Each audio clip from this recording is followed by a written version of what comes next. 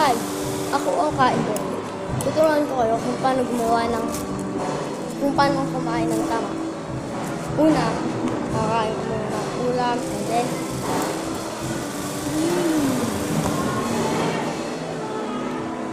ang sarap. Ulit.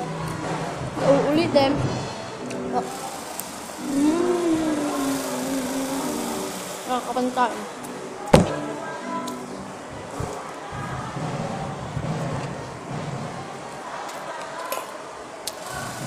Pagdabalon, meron mo ano ito? Soft drinks.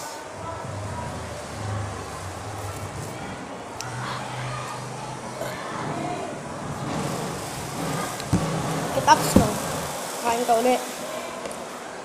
And then, ang malaki. Hulog.